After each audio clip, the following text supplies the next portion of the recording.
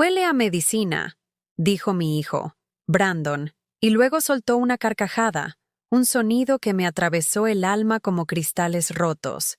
Hay algo que se muere en el corazón de una madre cuando su propio hijo se burla de su existencia.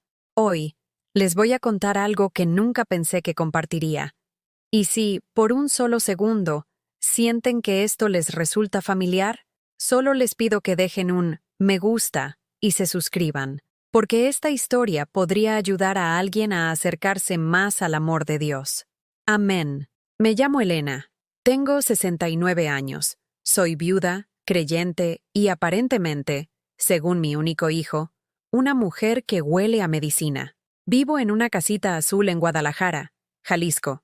La misma casa donde crié a Brandon, donde enterré a mi esposo, Javier, después de 10 brutales años de tratamientos contra el cáncer, y donde ahora paso mis mañanas leyendo las escrituras en una mesa de cocina que se siente demasiado grande para una sola persona. La luz fluorescente sobre el fregadero parpadea a veces, proyectando sombras sobre las fotografías en mi refrigerador, fotos de la infancia de Brandon, su boda con Amanda, mañanas de Navidad cuando mi casa todavía se llenaba de risas en lugar del eco hueco de mis propios pasos. Mis manos tiemblan un poco mientras me sirvo el café de la mañana. La artritis hace que las tareas simples parezcan monumentales, pero me las arreglo. Siempre me las arreglo. Estaba doblando la ropa en el pasillo esa tarde del martes cuando los escuché.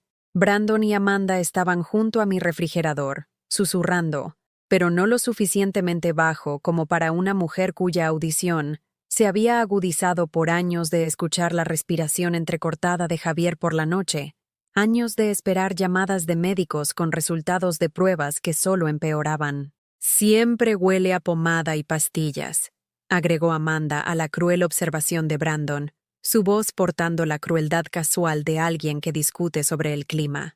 Como uno de esos asilos donde la gente va a... Ya sabes, mis manos se quedaron inmóviles sobre el viejo suéter de iglesia de Brandon, el cardigan azul marino que le tejí cuando tenía 12 años, cuando todavía me abrazaba después de la misa dominical y me pedía que hiciera mis galletas especiales con chispas de chocolate para sus amigos de la escuela. La lana se sentía suave entre mis dedos, desgastada por años de lavado y uso, al igual que la mujer que lo sostenía. Luego, Brandon, mi bebé milagro, el hijo que Dios me dio después de 2 abortos espontáneos e innumerables noches de oración, el niño que cuidé durante fiebres, pesadillas y angustias adolescentes, se rió más fuerte de lo que lo había escuchado reír en años. Bueno, prácticamente es una reliquia, dijo, su voz portando la confianza de un hombre que nunca había pasado 10 años viendo a su padre consumirse. Nunca había tomado la mano de un esposo moribundo mientras rezaba por un día más juntos.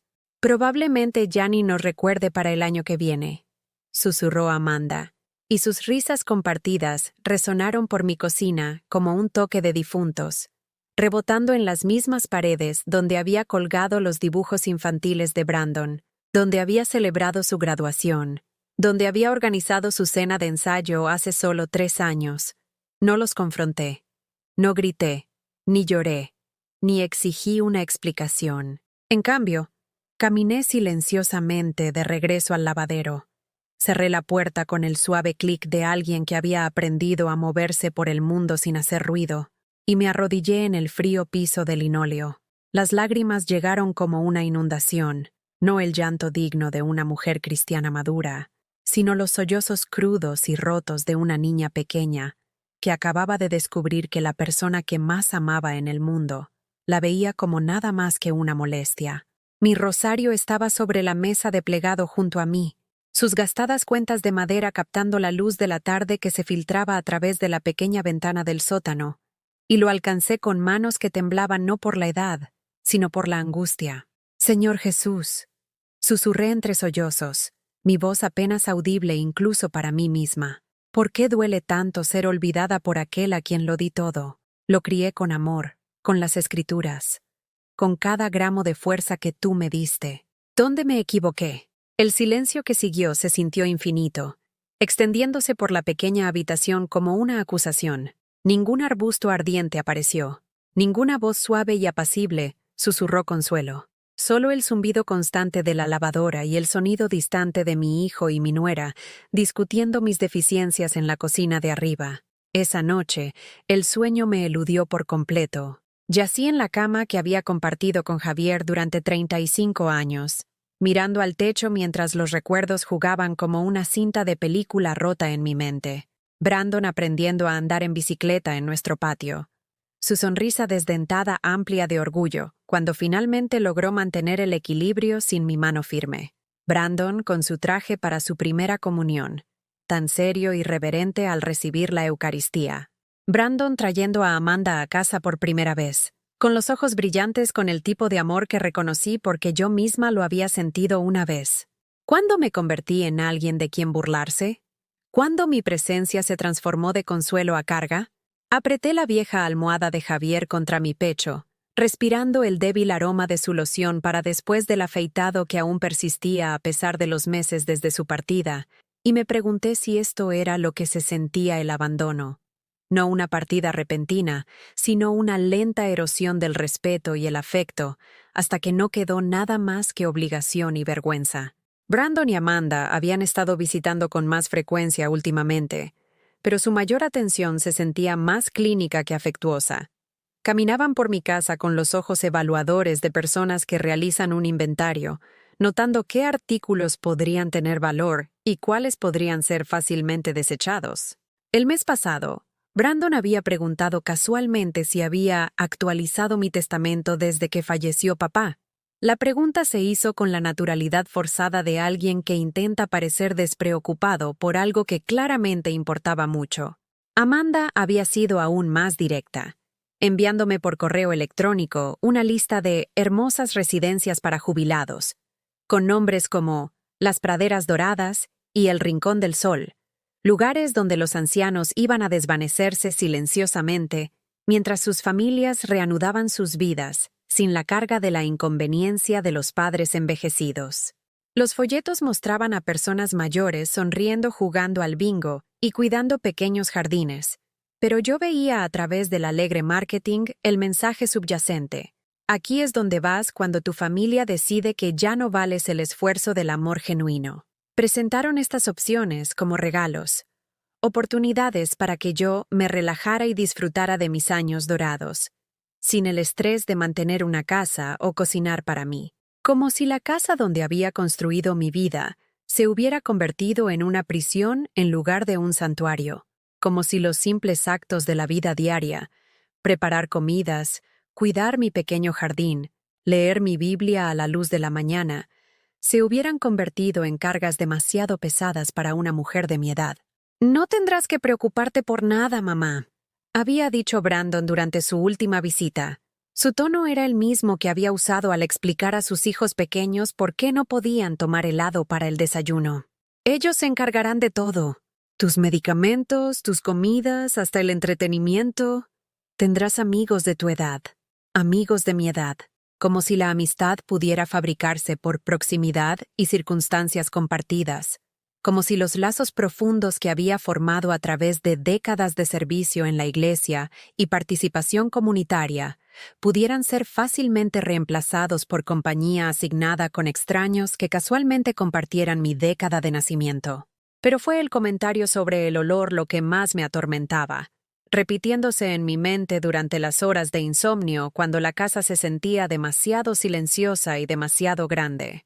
Sabía a qué se referían con olor a medicina, el aroma antiséptico de las pomadas que usaba para mi artritis, el ligero olor químico de los frascos de medicamentos que adornaban el mostrador de mi baño como una exhibición de farmacia, el aroma persistente de las almohadillas térmicas, y los relajantes musculares que me ayudaban a controlar el dolor crónico que se había convertido en mi compañero constante.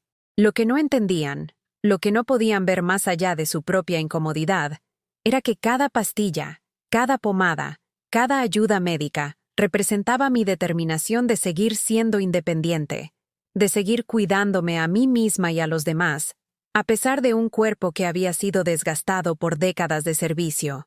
El olor a medicina del que se burlaban era el aroma de la resiliencia, de una mujer que se negaba a rendirse a las limitaciones que la edad y el dolor intentaban imponer. Pensé en todas las veces que había abrazado a Brandon cuando estaba enfermo, meciéndolo a través de fiebres, croup y dolencias infantiles, sin quejarme jamás del olor a medicina, a vómito o al miedo. Recordé las incontables noches que me había sentado junto a la cama del hospital de Javier, respirando el duro aire antiséptico de la sala de cáncer, mientras le sostenía la mano y rezaba por una curación que nunca llegó. ¿Alguien sugirió alguna vez que olía a sufrimiento entonces? ¿Alguien se rió de mi dedicación a las personas que amaba? Cuando amaneció y finalmente renuncié al sueño, me dirigí a la cocina y comencé mi rutina matutina con precisión mecánica. Café primero, negro y fuerte, como Javier me había enseñado a prepararlo durante nuestros primeros años de matrimonio, cuando el dinero era escaso y la crema era un lujo. Luego, a mi silla junto a la ventana donde leía mi escritura diaria, la Biblia de cuero suave y familiar en mis manos, sus páginas marcadas con años de subrayado y notas en los márgenes. Depositen en él toda ansiedad, porque él se interesa por ustedes. Leí de la primera de Pedro, mi voz apenas audible en la cocina vacía, pero las palabras se sintieron vacías esa mañana, rebotando en las paredes como ecos en una iglesia abandonada. ¿Realmente se preocupaba Dios por una viuda de 69 años cuyo propio hijo la veía como una vergüenza? ¿El amor divino se extendía a las mujeres que olían a medicina, que se movían demasiado lento y recordaban demasiado de épocas en las que eran importantes? La luz de la mañana entraba a raudales por la ventana de mi cocina, iluminando motas de polvo que bailaban en el aire como pequeños espíritus, y me di cuenta con una claridad cristalina de que algo fundamental había cambiado en mi mundo. La crueldad casual de la risa de mi hijo había despertado algo en mí, no exactamente ira, sino el reconocimiento de que la vida que había estado viviendo ya no era sostenible. Me estaba volviendo invisible en mi propia existencia, desvaneciéndome en el fondo de una historia donde una vez fui la protagonista. Y por primera vez en mis 69 años, comencé a preguntarme si quizás era hora de escribir un final diferente. El álbum de fotos estaba abierto en mi regazo, sus páginas amarillentas por el tiempo, cada funda de plástico protegiendo recuerdos que ahora se sentían como evidencia en un juicio donde yo era tanto la demandante como la demandada. Brandon a los 3 años. Pastel de chocolate untado en sus mejillas gorditas durante su fiesta de cumpleaños. La misma fiesta donde había pasado 2 días horneando desde cero, porque lo comprado no era lo suficientemente bueno para mi niño milagro. Brandon a los 8. Sosteniendo con orgullo un trofeo de la Feria de Ciencias mientras yo estaba de pie detrás de él, mi mano en su hombro, mi sonrisa amplia de orgullo maternal y agotamiento por quedarme despierta hasta la medianoche, ayudándolo a perfeccionar su proyecto de volcán. Pero fue la fotografía escondida entre las páginas lo que me cortó la respiración. Una Polaroid descolorida de Javier, Brandon y yo, de pie frente a nuestro viejo Chevrolet azul. Brandon no podía tener más de 15 años, taciturno y avergonzado como suelen estar los adolescentes, pero el brazo de Javier estaba alrededor de mi cintura y todos estábamos sonriendo. En el reverso, con mi cuidada caligrafía, viaje familiar a las grutas de Tolantongo, 1998. Usamos el dinero de la despensa para la gasolina, pero valió la pena cada centavo ver la cara de Brandon iluminarse en esas cavernas. Recordé ese viaje con dolorosa claridad. No podíamos permitirnos unas vacaciones de verdad. El salario de Javier de la fábrica apenas cubría nuestra hipoteca, y el creciente apetito de Brandon por las zapatillas de deporte de diseñador y la ropa de marca que lo ayudarían a encajar con los niños más ricos de la escuela. Pero había estado ahorrando monedas de 25 centavos en un tarro de albañil escondido detrás del bote de harina, saltándome el almuerzo la mayoría de los días y diciéndole a Javier que ya había comido cuando preguntaba por qué no me unía a ellos en la mesa de la cena. 3 meses de hambre oculta habían acumulado suficiente dinero para 2 tanques de gasolina y una habitación de motel barata con un grifo con goteras y toallas raídas. Brandon se había quejado de las instalaciones, de la pequeña piscina, de los sándwiches de la máquina expendedora que comimos en lugar de comidas de restaurante. Pero cuando descendimos a esas cavernas de piedra caliza y vio las cámaras con forma de catedral talladas por siglos de agua paciente. Su cinismo adolescente se derritió y volvió a ser mi niño, extendiendo la mano hacia la mía en la oscuridad, susurrando «Wow», con la reverencia que generalmente se reserva para la iglesia. Javier me susurró al oído mientras veíamos a Brandon explorar. «Eres tú quien hizo esto posible, Elena. Siempre encuentras una forma de darle lo que necesita». Apreté mi cara contra su hombro para ocultar mis lágrimas, abrumada por la gratitud por un esposo que notaba mis sacrificios y un hijo que todavía, de vez en cuando, me dejaba ver su asombro. Eso fue antes del cáncer, antes de las facturas médicas que consumieron nuestros ahorros como un incendio forestal, antes de que los tratamientos de Javier lo enfermaran tanto que el olor a comida cocinada lo enviara corriendo al baño, dejándome comer mis cenas solitarias de pie en la encimera de la cocina, demasiado desconsolada para sentarme sola en nuestra mesa, antes de que la morfina le hiciera olvidar mi nombre, pero recordara, con sorprendente claridad, las estadísticas de béisbol de su infancia. Durante esos 10 años de enfermedad de Javier, Brandon estaba construyendo su vida en Ciudad de México, la universidad, luego su trabajo en marketing, luego Amanda con su cabello perfectamente resaltado y su cuenta de Instagram llena de comidas de restaurante que costaban más que mi presupuesto semanal para comestibles. Visitaba cumplidamente, trayendo flores del supermercado y quedándose el tiempo suficiente para cumplir con sus obligaciones como hijo antes de retirarse a su vida limpia y sencilla a 2 horas de distancia. «No sé cómo le haces, mamá», decía, viéndome ajustar los tubos de oxígeno de Javier o medir sus medicamentos vespertinos con la precisión de una enfermera capacitada. Yo nunca podría manejar todo esto de la medicina. Luego me besaba la frente y regresaba a su departamento, dejándome sola con las máquinas que pitaban durante la noche y el hombre que amaba, que desaparecía un poco más cada día. Nunca me quejé cuando Brandon llamaba para cancelar visitas porque Amanda tenía planeadas escapadas de fin de semana. Decía que entendía. Cuando se olvidaba del Día del Padre porque estaba atascado en el trabajo, le enviaba a Javier una tarjeta de ambos y fingía que era de Brandon. Cuando llegó la Navidad y pasó sin reconocimiento mientras Javier yacía inconsciente en la cama del hospital que habíamos instalado en nuestra sala de estar, colgué calcetines de todos modos y canté villancicos a una audiencia de un hombre moribundo y varios aparatos médicos muy caros.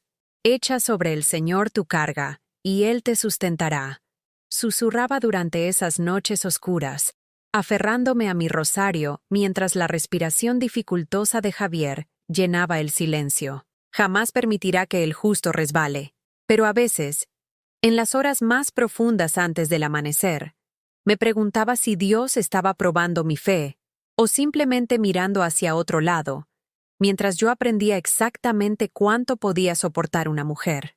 El sacrificio financiero fue quizás el más doloroso, aunque nunca le permití a Javier saber cuán desesperada se había vuelto nuestra situación. Sus tratamientos no estaban totalmente cubiertos por el seguro. Terapias experimentales y consultas de especialistas que podrían comprarnos unos meses más juntos venían con etiquetas de precio que me hacían apretar el estómago con ansiedad. Hipotequé la casa 2 veces, cobré los modestos fondos de jubilación de Javier y vendí las joyas de mi madre pieza por pieza a compradores sin rostro en Internet que enviaban cheques que apenas cubrían otro mes de esperanza. Brandon no sabía nada de esto. Cuando preguntó cómo nos las estábamos arreglando, sonreí y le dije, «Dios provee», lo cual era cierto en cierto sentido. Dios me había dado la fuerza para sacrificarlo todo por amor. Cuando Javier finalmente falleció, en paz y sin dolor en su sueño una mañana de martes de marzo, le estaba tomando la mano y susurrando el Salmo 23, agradecida más allá de la medida de que se le hubiera evitado cualquier conocimiento de la ruina financiera que su curación había costado. El funeral fue hermoso, lleno de los compañeros de trabajo de Javier y amigos de la iglesia que compartieron recuerdos de su amabilidad y humor. Brandon pronunció un elogio que hizo llorar a todos, hablando elocuentemente sobre la dedicación de su padre a la familia y la fe. Amanda usó un vestido negro apropiado, y tomó la mano de Brandon con la combinación perfecta de apoyo y dolor que sugería que había investigado la etiqueta funeraria adecuada. Pero cuando se devolvió el último plato de cazuela y las tarjetas de pésame dejaron de llegar, cuando la trabajadora social del hospicio hizo su visita final y la empresa de equipos médicos recuperó sus máquinas, la atención de Brandon se centró en asuntos prácticos con la eficiencia de alguien que resuelve un problema en lugar de lamentar una pérdida. «Necesitamos hablar sobre tus finanzas, mamá», dijo durante su primera visita posterior al funeral, extendiendo papeles sobre la mesa de mi cocina con la autoridad de alguien acostumbrado a administrar situaciones complejas. «He estado revisando las cuentas de papá y me preocupa tu capacidad para mantener esta casa solo con la seguridad social». Lo observé revisar documentos que había escondido en el escritorio de Javier, tratando de proteger a mi esposo del conocimiento de nuestra deuda, incluso en la muerte. El rostro de Brandon se volvió más serio con cada página, y vi el momento exacto en que calculó la magnitud de mi sacrificio financiero. Pero en lugar de gratitud o comprensión, su expresión cambió a algo que casi parecía irritación. «¿Por qué no me dijiste cómo estaban las cosas?», preguntó, sin mirarme a los ojos. «Podría haberte ayudado a tomar mejores decisiones. Algunos de estos tratamientos ni siquiera estaban cubiertos por el Seguro Popular. Gastaste nuestra herencia en procedimientos experimentales que ni siquiera funcionaron. Nuestra herencia. No la vida de Javier. No mi intento desesperado de comprar más tiempo con el hombre que había amado durante 35 años, sino su herencia». Las palabras me golpearon como un golpe físico, revelando el cálculo detrás de su preocupación y la transacción que aparentemente siempre había visto en nuestra relación. «Hice lo que el amor exigía», dije en voz baja, mi voz más firme que mis manos. «Tu padre necesitaba esos tratamientos. Necesitaba intentar todo lo posible. ¿Pero a qué costo?», continuó Brandon, y pude ver a Amanda asintiendo con aprobación detrás de él, su silencio más solidario que las palabras. «Vas a perder la casa, mamá. Vas a terminar en algún asilo del gobierno porque tomaste decisiones emocionales en lugar de prácticas». Esa noche, después de que se fueron con promesas de investigar opciones y encontrar soluciones, me arrodillé junto a mi cama y oré con una desesperación que me sorprendió. «Señor, ¿me están probando? ¿O simplemente me han olvidado?». La pregunta escapó de mis labios antes de que pudiera censurarla. Un momento de duda que se sintió como blasfemia, pero que supo a verdad. El silencio que siguió fue completo, sin susurro de consuelo divino, sin oleada de seguridad pacífica. Solo los sonidos asentados de una casa vieja y el zumbido distante de un refrigerador que necesitaba desesperadamente reparación. Me quedé de rodillas hasta que mi artritis hizo que estar de pie fuera un acto de pura voluntad. Luego me acosté en la cama todavía con la ropa puesta, demasiado exhausta por el dolor y la revelación para preocuparme por las rutinas nocturnas adecuadas. Durante las semanas siguientes, las visitas de Brandon se hicieron más frecuentes, pero menos personales. Traía documentos legales en lugar de flores, discutía la planificación realista en lugar de compartir recuerdos, trataba mi casa como un activo comercial que requería liquidación en lugar del santuario donde había crecido de niño a hombre. Me hablaba con el tono paciente que generalmente se reserva para los familiares ancianos cuyo juicio ya no se puede confiar, explicando conceptos como valor de mercado y residencias asistidas, como si yo fuera una niña aprendiendo palabras de vocabulario. El lugar de Las Praderas Doradas tiene una excelente reputación, dijo durante una conversación particularmente dolorosa, deslizando un folleto brillante sobre mi mesa, con el mismo entusiasmo que podría mostrar por los destinos de vacaciones. Tienen actividades de manualidades, comidas grupales, incluso una pequeña capilla para los servicios. Tendrías amigos de tu edad y personal profesional para ayudar con tus medicamentos. Personal profesional para ayudar con mis medicamentos. Como si no hubiera estado manejando el complejo régimen farmacéutico de Javier durante años sin error.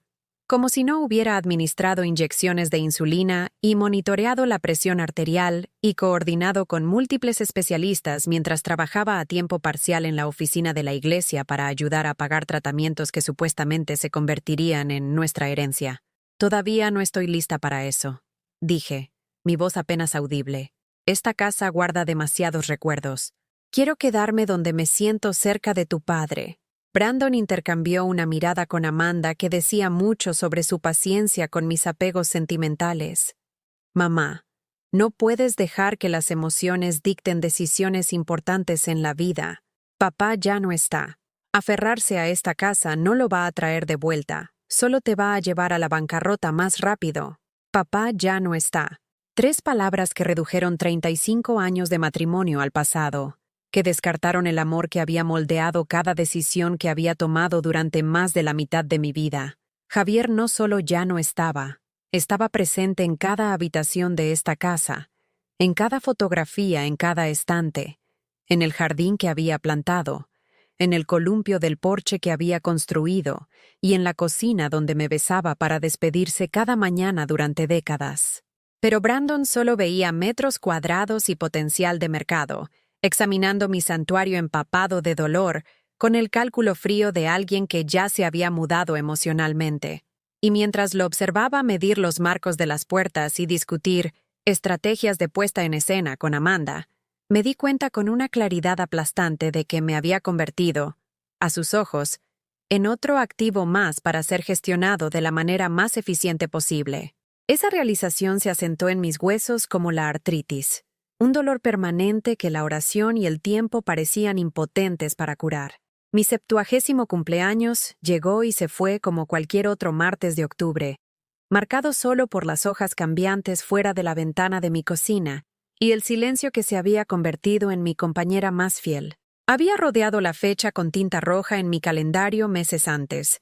Como siempre lo había hecho para las ocasiones especiales, un pequeño ritual de esperanza de que alguien pudiera recordar, pudiera llamar, pudiera reconocer que Elena había pasado otro año en esta tierra y tal vez merecía reconocimiento por el hito.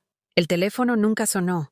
Me senté a la mesa de mi cocina esa noche, mirando el solo pastelito que me había comprado en la tienda de comestibles, vainilla con glaseado rosa, el tipo que a Brandon le encantaba cuando era lo suficientemente pequeño como para creer que los deseos de cumpleaños aún se hacían realidad. La vela parpadeaba en la corriente de aire de mis ventanas mal selladas, proyectando sombras danzantes sobre la silla vacía de Javier, e hice un deseo de todos modos. Por favor, Dios, que alguien recuerde que soy importante. Soplé la vela y me comí el pastelito de pie en el fregadero, tirando la envoltura antes de volver a sentarme para enfrentarme a la realidad de que mi único hijo había olvidado el día en que nací. No olvidado, exactamente. Sabía que Brandon tenía notificaciones de calendario en su teléfono para todo lo importante. Simplemente no había considerado que mi cumpleaños fuera digno de su atención. No había clasificado mi existencia continuada como algo que requiriera reconocimiento o celebración. 3 días después, Brandon llamó, no para disculparse por perderme mi cumpleaños, sino para informarme que había programado una cita con un agente de bienes raíces para obtener una evaluación profesional del potencial de la propiedad. Su voz transmitía la eficiencia brusca de alguien que discute una transacción comercial, no la tierna consideración que uno podría esperar al desmantelar la vida de su madre. Creo que te sorprenderá gratamente lo que podría valer la casa en el mercado actual, dijo, y pude escuchar a Amanda asesorándolo en segundo plano. Su voz un murmullo bajo de aliento mientras pronunciaba su discurso ensayado. Con las mejoras y la puesta en escena adecuadas, probablemente podríamos conseguir lo suficiente para establecerte muy cómodamente en una buena residencia. Una buena residencia. La frase se había convertido en su eufemismo para el final institucional, que habían decidido era apropiado para mi historia. No tu nuevo hogar, o un lugar donde serás feliz. Solo una residencia, estéril e impersonal, como la palabra misma, lo que sugiere un lugar donde las personas mayores inconvenientes son procesadas en lugar de ser apreciadas. Brandon, dije, mi voz entrecortándose un poco mientras luchaba por encontrar palabras que pudieran penetrar en su comportamiento comercial. Esta casa no es solo una propiedad para mí. Aquí es donde diste tus primeros pasos, donde dimos gracias antes de cada comida, donde tu padre me propuso matrimonio en el porche durante esa terrible tormenta de nieve de 1985. El silencio se extendió por la línea telefónica, lleno solo por el sonido de las hojas de papel y los continuos comentarios susurrados de Amanda. Cuando Brandon finalmente respondió, su tono había cambiado a la condescendencia paciente que los adultos usan con los niños confundidos. Mamá, entiendo que esto es emotivo para ti, pero la emoción no puede pagar las facturas de la hipoteca ni los impuestos sobre la propiedad. Estás viviendo en el pasado, y el pasado no tiene un modelo financiero sostenible. Modelo financiero sostenible. Mi hijo estaba discutiendo mi dolor usando terminología corporativa, reduciendo 35 años de matrimonio y maternidad a una ecuación económica que no cuadraba correctamente en su hoja de cálculo. Ese domingo, asistí a la misa en Santa Catalina, la misma iglesia donde Brandon había sido bautizado, confirmado y se había casado. Me senté en nuestro banco habitual, en la tercera fila desde el frente, al lado izquierdo, donde Javier y yo habíamos adorado juntos durante décadas, donde habíamos orado por la salud de Brandon durante sus enfermedades infantiles, donde habíamos agradecido a Dios por la bendición de nuestra pequeña familia. El padre Miguel pronunció una homilía sobre la parábola de la ofrenda de la viuda, hablando de la mujer que dio sus 2 últimas monedas, mientras los ricos hacían grandes demostraciones públicas de su caridad. Sus palabras se sintieron dirigidas personalmente, como si Dios finalmente estuviera respondiendo mis oraciones con un mensaje sobre el valor del amor sacrificial versus el cálculo material. Después del servicio, me quedé en el banco mientras otros feligreses salían, aferrándome a mi misal desgastado y tratando de encontrar consuelo en el ritual familiar. La señora Patterson, una mujer a la que había servido junto a innumerables cenas de la iglesia y campañas de caridad, se detuvo a mi lado con lo que parecía ser una preocupación genuina. Elena, querida, te ves muy delgada. ¿Estás comiendo lo suficiente? ¿Te estás cuidando? Su pregunta era simple, pero era la primera vez en meses que alguien se había interesado por mi bienestar en lugar de mis decisiones inmobiliarias. Quería contárselo todo, sobre las visitas calculadoras de Brandon, sobre comer comidas individuales de pie en la encimera de mi cocina, porque sentarse a la mesa solo se sentía demasiado como admitir la derrota, sobre las noches que pasé despierta, preguntándome si así es como todos los padres ancianos finalmente se convertían en una carga para los hijos a los que habían sacrificado todo para criar. En cambio, sonreí y dije, me las arreglo muy bien, gracias. Porque admitir la verdad habría requerido reconocer que mi hijo me veía como un obstáculo para su planificación financiera, en lugar de una mujer que merecía amor y respeto. La señora Patterson asintió, pero algo en su expresión sugirió que no estaba del todo convencida de mi actuación.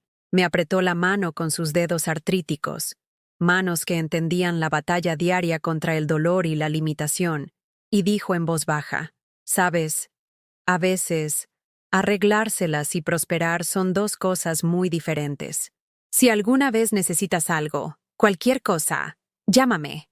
Ese pequeño gesto de bondad humana casi me quebró por completo. Asentí y me apresuré hacia mi coche antes de que mi compostura cuidadosamente mantenida pudiera desmoronarse frente a la congregación que me había visto crecer de joven esposa a viuda afligida. El camino a casa me llevó por la antigua escuela primaria de Brandon, donde había sido voluntaria innumerables horas como madre de aula y tutora de lectura, donde había asistido a todas las conferencias de padres, obras escolares y presentaciones de ferias de ciencias, con la dedicación de alguien que creía que mostrarse consistentemente era amor hecho visible. El patio de recreo parecía más pequeño de lo que recordaba. El juego de columpios donde Brandon jugaba durante el recreo ahora estaba rodeado de equipos de seguridad actualizados y comodidades modernas que no habían existido durante su infancia.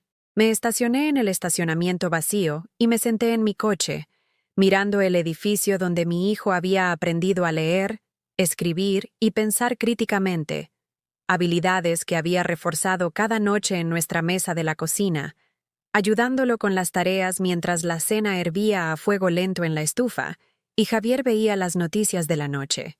Esos habían sido buenos años, cuando la familia se sentía como un equipo en lugar de una corporación, cuando mis contribuciones eran valoradas en lugar de calculadas. Mi teléfono vibró con un mensaje de texto de Brandon. La agente de bienes raíces viene el jueves a las 2 p.m. Por favor, asegúrate de que la casa esté limpia y organizada. Las primeras impresiones importan para el valor de la propiedad. No, espero que esto no sea demasiado difícil para ti. O, dime si necesitas ayuda para prepararte. Solo instrucciones entregadas con la expectativa de cumplimiento, tratándome como una empleada en lugar de la mujer que le había dado la vida y se había dedicado a su felicidad. Esa noche, me encontré haciendo algo que no había hecho desde el diagnóstico de Javier. Me pregunté si Dios estaba escuchando mis oraciones o simplemente había decidido que el sufrimiento de Elena servía para algún propósito mayor que no estaba equipada para entender. Me arrodillé junto a mi cama, las cuentas del rosario suaves y cálidas por décadas de manejo desesperado, e hice la pregunta que había estado creciendo en mi corazón como un tumor. Señor, ¿estoy siendo castigada por algo? ¿He fracasado como madre? ¿Como esposa? ¿Como cristiana? El silencio que me respondió se sintió diferente a antes. No vacío, sino pesado de posibilidad, como si el universo estuviera conteniendo la respiración, mientras yo decidía si aceptar mi papel menguante o luchar por algo mejor. El jueves llegó con la lluvia otoñal que convirtió las hojas caídas en una alfombra resbaladiza en mi entrada. Pasé la mañana limpiando con una intensidad nacida de la desesperación, fregando rodapiés y puliendo muebles como si la limpieza perfecta de alguna manera convenciera a la agente de bienes raíces de que era competente para permanecer en mi propia casa. Mi artritis protestó cada movimiento, pero persistí, impulsada por la esperanza irracional de que la perfección doméstica pudiera comprarme más tiempo en el santuario que Javier y yo habíamos construido juntos. La agente de bienes raíces llegó precisamente a las 2 en punto. Una mujer más joven que Brandon, con el cabello perfectamente peinado y ropa que probablemente costaba más que mi presupuesto mensual de comestibles. Se presentó como Jennifer e inmediatamente comenzó a fotografiar mi sala de estar con equipo profesional, tratando mi espacio personal como una propiedad comercial que requiere documentación. «Esta es una casa encantadora», dijo con entusiasmo practicado, su voz portando el brillo hueco de alguien hábil para ofrecer evaluaciones optimistas. Con algunas actualizaciones estratégicas, pisos nuevos, pintura fresca, tal vez modernizar esa cocina. Esto realmente podría atraer a las familias jóvenes que buscan propiedades con carácter. Propiedades con carácter. La obra de mi vida reducida a terminología inmobiliaria. Mi casa cuidadosamente cuidada descartada como infraestructura obsoleta que requiere mejoras para cumplir con los estándares contemporáneos. Midió las habitaciones con precisión electrónica, tomó notas sobre accesorios anticuados y desafíos cosméticos, y discutió el posicionamiento en el mercado como si mi santuario doméstico fuera simplemente otra mercancía que requiere un empaque adecuado para la venta. Brandon llegó a mitad de la evaluación, trayendo a Amanda y su enfoque de experto en eficiencia para la resolución de problemas. Siguieron a Jennifer por mi casa como posibles compradores en lugar de miembros de la familia, señalando defectos con los que había aprendido a vivir y sugiriendo mejoras que no podía permitirme hacer. «El sótano necesita impermeabilización», observó Amanda, su voz portando la autoridad de alguien que había visto suficientes programas de mejoras para el hogar como para considerarse una experta. «Y esa cocina está completamente desactualizada. Solo los electrodomésticos probablemente necesiten ser reemplazados». Los observé inventariar mis deficiencias con horror creciente, dándome cuenta de que mi hijo estaba calculando el costo de borrar mi presencia del espacio donde lo había criado. Cada sugerencia de mejora se sintió como una crítica a mis habilidades de mantenimiento. Cada recomendación de modernización, una acusación de mi existencia anticuada. Jennifer concluyó su evaluación con una presentación de ventas comparables y proyecciones de mercado, extendiendo fotografías brillantes sobre la mesa de mi cocina mientras explicaba cuánto dinero podría generar mi desplazamiento. Habló de vendedores motivados y estrategias de precios competitivos, con el entusiasmo de alguien que discute oportunidades de inversión en lugar de la destrucción del último refugio de alguien. Cuando finalmente se fueron, llevando sus medidas, evaluaciones y proyecciones de ganancias, me paré en mi sala de estar y la vi a través de sus ojos por primera vez, no como un hogar, sino como un inventario que requería liquidación. Los muebles que Javier y yo habíamos elegido juntos durante nuestros primeros años de matrimonio de repente parecían deteriorados y anticuados. Las fotografías que cubrían cada superficie parecían excesivas en lugar de sentimentales. Los parches desgastados en la alfombra donde habíamos caminado los mismos caminos durante décadas parecían patéticos en lugar de familiares. Esa noche, dejé caer mi taza de café favorita, la que Javier me había dado para el Día de las Madres 15 años antes, pintada con rosas y las palabras, la mejor mamá del mundo. Se hizo añicos contra el suelo de la cocina con un sonido que pareció resonar por toda la casa vacía, y me desplomé junto a los pedazos rotos, finalmente permitiéndome llorar con el abandono que había estado reprimiendo durante meses. Mientras me arrodillaba entre los fragmentos de cerámica, cada fragmento reflejando la luz de la cocina como promesas rotas, me di cuenta de que mis lágrimas no eran solo por la taza, ni por la casa, ni siquiera por Javier. Estaba llorando la versión de mí misma que había creído que el amor incondicional sería correspondido de la misma manera, la mujer que había confiado en que la devoción y el sacrificio serían recompensados con respeto y gratitud en lugar de cálculo y rechazo. Por primera vez en mis 70 años, comencé a preguntarme si tal vez Dios no estaba probando mi fe, tal vez me estaba preparando para descubrir una fuerza que nunca antes había necesitado. La intervención, porque así es como Brandon llamó cuando programó nuestra reunión familiar, se programó para el sábado siguiente a las 10 en punto de la mañana. Me había enviado un mensaje de texto con la hora, como si mi presencia en una discusión sobre mi propio futuro fuera opcional en lugar de esencial, como si fuera una empleada convocada a una revisión de desempeño en lugar de una madre a la que le estaban desmantelando la vida pieza por pieza.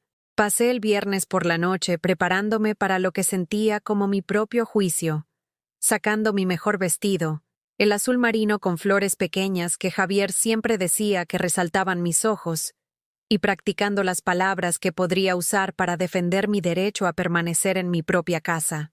Pero cada argumento que ensayaba sonaba desesperado incluso para mis propios oídos. Cada súplica de comprensión parecía confirmar su evaluación de que era demasiado emocional para tomar decisiones racionales sobre mi futuro. El vestido colgaba de la puerta de mi armario como una bandera de rendición, y me preguntaba si tenía sentido intentar parecer digna cuando el veredicto ya había sido decidido. La mañana del sábado llegó gris y lloviznando, el tipo de clima otoñal de Guadalajara que hacía que todo se sintiera fúnebre e inevitable. Preparé el café con sumo cuidado, usando la taza favorita de Javier y agregando crema de la manera que me había enseñado durante nuestros primeros años de matrimonio. Cuando esos pequeños rituales se sentían como actos de amor en lugar de intentos desesperados por mantener la conexión con los fantasmas. Brandon llegó 15 minutos antes, trayendo a Amanda y un portafolio de cuero que sugería que se llevarían a cabo asuntos serios. Pero esta vez, también trajeron a Emma, su hija de 8 años, mi nieta a la que veía quizás 4 veces al año, y a la que le habían enseñado a dirigirse a mí como Abuela Elena, en lugar de cualquiera de los títulos cálidos y familiares que disfrutaban otras abuelas. Emma se sentó en silencio en mi sofá, con las manos pequeñas juntas en su regazo, sus enormes ojos oscuros absorbiendo la tensión que llenaba mi sala de estar como humo. Era una niña hermosa, con la barbilla testaruda de Brandon y la compostura cuidadosa de Amanda, pero la habían criado para observar en lugar de participar en conversaciones de adultos, entrenada para ser vista pero no escuchada cuando se requerían asuntos serios. Emma quería venir. explicó Amanda con la falsa alegría que usaba al presentar situaciones incómodas como oportunidades para el desarrollo del carácter. Pensamos que sería bueno para ella entender lo que está pasando con la situación de vida de la abuela Elena. Lo que está pasando con la situación de vida de la abuela Elena. Como si no estuviera sentada a 1 metro de distancia. Como si mi desplazamiento fuera una experiencia de aprendizaje para su hija, en lugar de la destrucción de todo lo que apreciaba. Brandon acomodó sus papeles sobre mi mesa de centro, con la precisión metódica de alguien que dirige una reunión de negocios, transformando mi sala de estar en un espacio de conferencias, donde mi futuro sería decidido por un comité.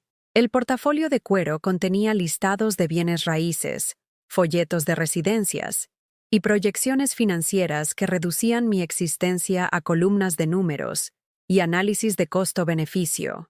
Mamá, comenzó, con la autoridad practicada de alguien que había ensayado esta presentación, necesitamos tener una discusión franca sobre tus opciones. La evaluación de la casa confirmó lo que sospechábamos. Mantener esta propiedad no es financieramente sostenible con tus ingresos actuales. Tus ingresos actuales, pagos de la pensión del bienestar, que apenas cubrían los servicios públicos y los comestibles, los modestos beneficios de supervivencia de la pensión de la fábrica de Javier, que los tratamientos contra el cáncer ya habían diezmado. Hablaron de mi pobreza como si fuera un fracaso personal, en lugar del resultado inevitable de elegir el amor por encima de la seguridad financiera, de gastar todo lo que teníamos para comprar tiempo con un esposo moribundo. Amanda abrió uno de los folletos brillantes y lo extendió por la mesa donde Javier y yo habíamos compartido miles de comidas, donde había ayudado a Brandon con la tarea y escuchado sus sueños infantiles de convertirse en biólogo marino o astronauta, o cualquier profesión que hubiera cautivado su imaginación esa semana en particular. El Rincón del Sol tiene una excelente reputación, dijo, señalando fotografías de ancianos jugando a las cartas y cuidando pequeños jardines bajo la supervisión de miembros del personal uniformados. Tienen atención médica a las 24 horas, planes de comidas nutritivas y actividades sociales diseñadas específicamente para personas de tu edad. Personas de tu edad. La frase conllevaba implicaciones sobre mis capacidades en declive y mi menguante relevancia social, lo que sugería que había llegado a una etapa de la vida en la que las relaciones significativas solo podían existir con otras personas que compartían mi obsolescencia. Emma se movió incómodamente en el sofá, su joven mente aparentemente procesando la conversación de los adultos, de una manera que la hizo inquietarse con ansiedad. Quería asegurarle que todo estaría bien, pero no estaba segura de que eso fuera cierto, y nunca había creído en mentirles a los niños sobre asuntos serios. El costo mensual es en realidad bastante razonable, continuó Brandon, deslizando proyecciones financieras por la mesa con el entusiasmo de alguien que había descubierto una ganga inesperada. Cuando tengamos en cuenta el precio de venta de la casa menos las comisiones del agente de bienes raíces y las reparaciones necesarias, tendrías suficiente para aproximadamente 18 meses de atención, tal vez 2 años si invertimos el resto de forma conservadora. 18 meses. 2 años como máximo. El plazo de mi relevancia restante calculado con precisión actuarial. Mi fecha de fallecimiento estimada en función de los costos de las instalaciones y el rendimiento de las inversiones. Estaban planeando mi acto final, como si fuera una cartera financiera que requería una gestión cuidadosa, en lugar de la conclusión de una vida que tenía valor más allá de su productividad económica. ¿Qué pasa después de 2 años? Pregunté, mi voz apenas por encima de un susurro. La pregunta flotó en el aire como incienso, cargada de implicaciones que ninguno de nosotros quería examinar demasiado de cerca. Brandon intercambió una mirada con Amanda, y vi en esa comunicación silenciosa la conversación que ya habían tenido en privado, las decisiones que habían tomado sobre mi futuro sin consultar a la mujer más afectada por su planificación. Bueno, dijo Brandon con cuidado, para entonces, calificarás para la asistencia de Medicaid. El Estado tiene programas para el cuidado de ancianos que cubrirán las necesidades básicas. Necesidades básicas. Alimentos, refugio y mantenimiento médico. Los requisitos mínimos para mantener los cuerpos de los ancianos funcionando mientras sus espíritus se marchitaban lentamente por la negligencia y la eficiencia institucional. No la comodidad, no la dignidad, no los pequeños lujos que hacían que la vida valiera la pena. Solo la supervivencia en su forma más reducida. Emma habló por primera vez desde que llegó, su pequeña voz rompiendo la pretensión adulta con la claridad que solo los niños poseen. ¿Por qué la abuela Elena no puede simplemente quedarse en su casa? Me gusta visitar aquí. Huele a galletas y flores. La pregunta inocente creó un momento de incómodo silencio durante el cual la simple lógica de mi nieta expuso la falta de corazón de su compasión calculada. De la boca de los niños, pensé, recordando el versículo bíblico sobre la verdad revelada a través de la comprensión sencilla del bien y del mal por parte de los niños. Es complicado, mi amor, dijo Amanda, con el tono paciente que los adultos usan al explicar la crueldad adulta a los niños. La casa de la abuela Elena es demasiado grande para ella ahora, y necesita ayuda especial que nosotros no podemos brindar. Ayuda especial, como si mi necesidad de asistencia ocasional para levantar objetos pesados o alcanzar estantes altos fuera evidencia de incapacidad completa, en lugar de los ajustes normales que requiere el envejecimiento. Como si la mujer que había gestionado la compleja atención médica de Javier durante 10 años, de repente se hubiera vuelto incompetente para gestionar sus propias necesidades básicas. Pero yo podría ayudarla, dijo Emma con el espíritu generoso de la infancia, inconsciente de que sus padres ya habían clasificado esa asistencia como poco práctica e inconveniente. Podría visitarla más seguido y ayudarla con la limpieza y la cocina. Mamá dice que se me da muy bien hacer sándwiches. Su ofrecimiento de ayuda, sincero e incondicional de la manera en que solo el amor de los niños puede serlo, me llenó los ojos de lágrimas mientras, simultáneamente, resaltaba lo lejos que sus padres se habían alejado de la simple generosidad que su hija aún poseía. Emma veía a una abuela que necesitaba compañía y asistencia. Sus padres veían una responsabilidad que requería gestión profesional. Brandon se aclaró la garganta y volvió a su presentación, aparentemente incómodo con la dirección que estaban tomando las preguntas de Emma. El punto es, mamá, hemos encontrado varios centros excelentes que pueden brindar el nivel de atención que vas a necesitar a medida que sigues envejeciendo. Esto no es solo una cuestión de finanzas, es una cuestión de seguridad y supervisión médica adecuada. Supervisión médica adecuada. Pensé en las pastillas que organizaba cada semana en un dispensador de 7 días, las lecturas de presión arterial que registraba fielmente para mi médico, los ejercicios de fisioterapia que realizaba cada mañana para mantener la movilidad y la independencia. Me había estado encargando de mi propia atención médica con la misma competencia que había aplicado para gestionar las necesidades más complejas de Javier, pero hablaban como si estuviera a una dosis de medicamentos de distancia de un colapso cognitivo total. Me he estado cuidando sola durante 70 años, dije, encontrando mi voz a pesar del temblor de emoción que amenazaba con socavar mi autoridad. Cuidé de tu padre durante 10 años de tratamientos contra el cáncer. Gestioné sus medicamentos, me coordiné con especialistas, tomé decisiones médicas que los médicos respetaron. ¿Por qué de repente crees que no puedo manejar mis propias necesidades de salud, mucho más simples? La pregunta creó otra pausa incómoda durante la cual Brandon y Amanda parecieron darse cuenta de que habían basado sus argumentos en suposiciones sobre mi incompetencia en lugar de en evidencia de un deterioro real. Pero en lugar de reconsiderar su posición, redoblaron su preocupación paternalista. No se trata de lo que has hecho en el pasado, dijo Amanda con la condescendiente amabilidad de alguien que le explica la realidad a un niño confundido. Se trata de ser proactiva en lugar de esperar una crisis. ¿Qué pasa si te caes y no puedes alcanzar el teléfono? ¿Qué pasa si tienes una emergencia médica en medio de la noche? ¿Qué pasa si tu memoria comienza a fallar? ¿Qué pasa si? ¿Qué pasa si? ¿Qué pasa si? Estaban abogando por el encarcelamiento de mi presente, basándose en desastres futuros hipotéticos, exigiendo que renunciara a mi independencia como seguro contra posibilidades que tal vez nunca ocurrieran. Por su lógica, cualquier persona mayor de 60 años debería ser institucionalizada como medida de precaución contra los crímenes que sus cuerpos podrían cometer algún día contra su dignidad. Emma había estado escuchando con la intensa concentración que los niños ponen en las conversaciones de adultos, que sienten que son importantes, pero que no entienden completamente. De repente, se deslizó del sofá y se sentó a mi lado, con su pequeña mano buscando la mía con el instinto de consuelo inconsciente que los adultos parecían perder en algún lugar entre la infancia y la crueldad práctica de la edad adulta media. «Abuela Elena», dijo solemnemente, «¿estás triste por dejar tu casa?» La pregunta, formulada con tanta compasión directa, rompió mi compostura cuidadosamente mantenida. Apreté sus pequeños dedos y sentí que las lágrimas amenazaban con traicionar la dignidad que había estado tratando de mantener durante toda esta terrible experiencia. «Sí, mi amor», susurré.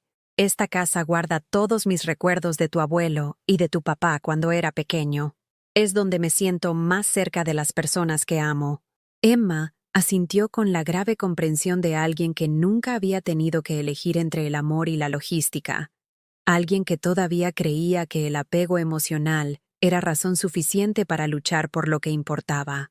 «Entonces deberías quedarte», anunció con la absoluta certeza de la lógica infantil. «La gente debería vivir donde es feliz». Brandon y Amanda intercambiaron otra mirada, esta vez teñida de irritación por la interferencia de su hija en la toma de decisiones de los adultos. Pude verlos calculando cómo redirigir la conversación lejos de la inconveniente compasión de Emma y de vuelta a sus preocupaciones prácticas sobre la responsabilidad y la responsabilidad financiera.